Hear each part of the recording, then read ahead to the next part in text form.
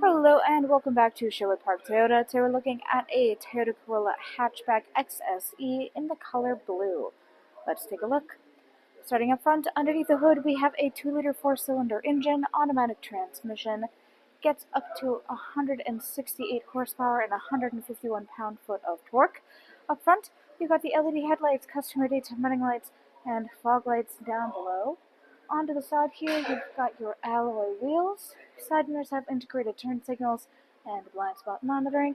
And on both your front handles, we'll find these two double lines. Talk about those guys a little bit more on your driver's side. And then down below on both your rear doors on the trimming, you have the XSE trim level badge. Onto the back here on the right hand side, you also have the XSE badge located there. Left hand side is your Corolla badge. Directly underneath the rear logo is the backup camera. To open up your hatch space, reach into the little space down below, press the button, and lift upwards. So right off the bat, we're going to talk about up top here. This is your interior cargo cover. With hatchbacks, it is attached to the hatch itself.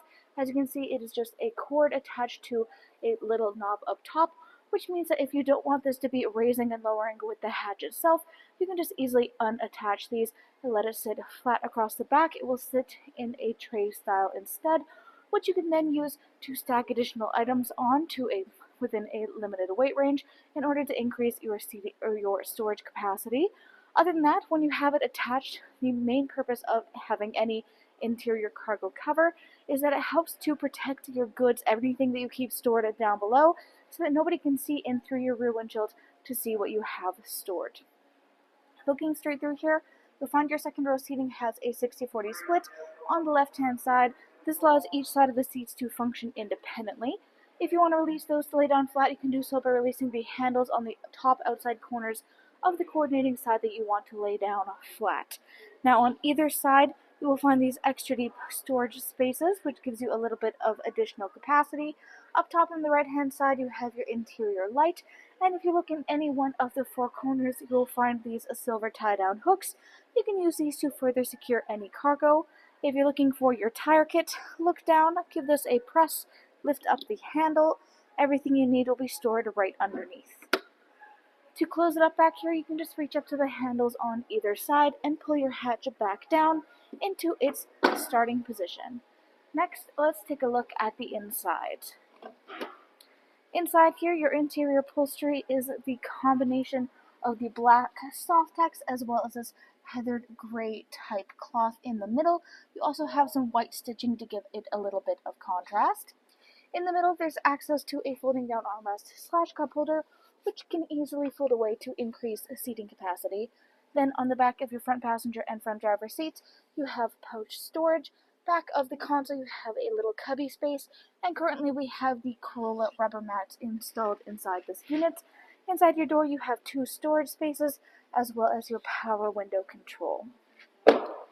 Back again to these two double lines. These guys indicate keyless entry. So if you have the key fob on your person, you tap your hand here or in here to lock and unlock your unit. Inside the driver's door, power windows for front and back, window lock, power lock system, and side mirror controls. Up front, you have a power adjustable front driver's seat, back, front, up, down, and lumbar support. Then down on the ground is where you have your gas release, hood release on the bottom left-hand corner of the dash. On top of that, controls for dash brightness, automatic headlamps, heated steering wheel control, and the defrost for the rear windshield wiper blade. Taking a closer look at the steering wheel, it is black leather with black stitching. Left side, controls for the dash display, hands-free communication, and your volume control. Right-hand side, radio controls on the bottom, adaptive cruise control up top, which includes both sonar and lane departure. In the middle here, this is your infotainment display screen. This is where you go to access much of the information about your daily driving experience. Currently, you're looking at the customizable home screen. Pretty much everything you see in here is also accessible through these side buttons. So underneath the home screen, we have the menu settings. So you have access to your destination, audio, phone, app, projection, info, display, and setup. Setup is all the specifics.